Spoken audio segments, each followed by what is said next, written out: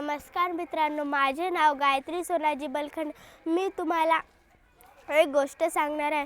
गोष्टीचे नाव तीन पीकची गोष्ट. एकेकाळी एक खूप मोठं जंगल होतं. त्या जंगलामध्ये एक तीन पीक राहायचे आणि त्यांच्याबरोबर त्यांची आई पण राहायची. त्या जंगलामध्ये खूप लांडगे होते.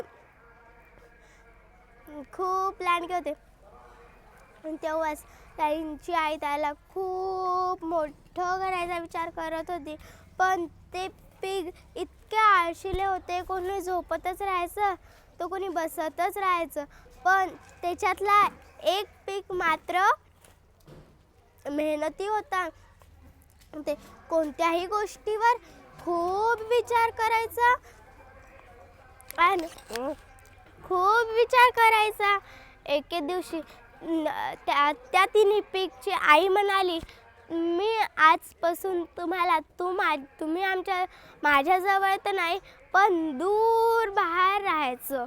मग त्या तिन्ही पीकच्या आईने त्या सर्वांना पैसे दिले आणि पैसे देऊन त्यांना एका छोट्या पोटलीमध्ये जेवण बांधून त्यांच्याजवळ दिलं.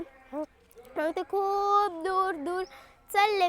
ते चालल्याच्या नंतर त्यांना खूप सुंदर जागा मिळाली. त्याच्यात सर्वात मोठा पीक म्हणला, मी तर गवताचं घर बांधणार. मी येताना रस्त्यावर पाहिलं खूप गवत होते. मग त्याला पीकने त्या शेतकऱ्याकडून खूप गवत विकत घेतलं आणि विकत घेतल्यानंतर त्याने आपलं घर बनवलं. दुसरा पीक बोलला की मी तर खूप सारे रस्त्याने लाकडे पाहिले आणि तो पण त्या माणसाकडे जाऊन त्याचे झाड विकत घेऊन त्या झाडाचे लाकडे तोडून त्याने पण एक खूप सुंदर घर बनवलं. पण सर्वात छोट्या पीकने विचार केला. मग त्याने विचार करून एक त्याला युक्ती सुचली. मग त्याने काय म्हणला, मी असं नाही करणार, मी तर खूप सुंदर घर बनवणार. मग त्याने सिमेंट आणली, विटा आणले, असे जे आपल्या घराला लागणार त्याने वस्तू आणल्या आणि खूप मोठं घर बनवलं. एके दिवशी त्या पीकचं घर बनालं आणि त्या दोन्ही पीकचं तर आधीच घर बनलं होतं. ते त्याला चिडवत होते, तू इतका मेहनत का करतोयस, तू पण आमच्याने बसून खेळत राह. पण ते पीक म्हणाला, नको, माझं घर सुंदर बनलं पाहिजे आणि खूप मजबूत बनलं पाहिजे, म्हणून मी त्याच्यासाठी मेहनत करणार असा म्हणला. मग त्याचं घर झालं. मग 2-3 दिवसानंतर एक खूप मोठा लांडगा आला. ते लांडग्याला पाहताच लेकरं आपल्या खोलीमध्ये गेली. मग पहिली तर गवताची खोली होती.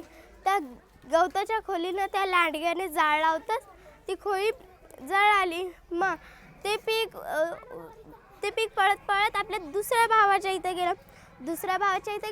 दुसऱ्या भावाचं घर तर लाकडाचं. मग ते त्याच्या घरात जाऊन घुसलं. मग ते दोघं पण लपून बसले. पण लांडग्याने असा हात लावताच त्या घराला ते घर तुटून गेलं. मग ते दोन्ही पण पीक आपल्या सर्वात छोट्या भावाच्या घरी गेले. ते घरी येताच मग ते लांडगा त्या तिसऱ्या भावाच्या इथे जात होता. पण त्याने दरवाजाला खूप सारे जड वस्तू लावल्या आणि त्याच्या घराला एक चिमणी होती. त्या चिमणीच्या खाली त्याने जाळ लावताच मग लांडगा वरतून यायचा प्रयत्न करत होता. मग ते वरतून येताच ते खालून चिमणीचा जाळ लागून त्याचं अंग जळू लागलं. ते ओरडत होता, मला वाचवा. पण त्या तिन्ही पिकाने त्याचे ऐकले ना. गोष्टीचे तात्पर्य, लालच बुरी बला आहे.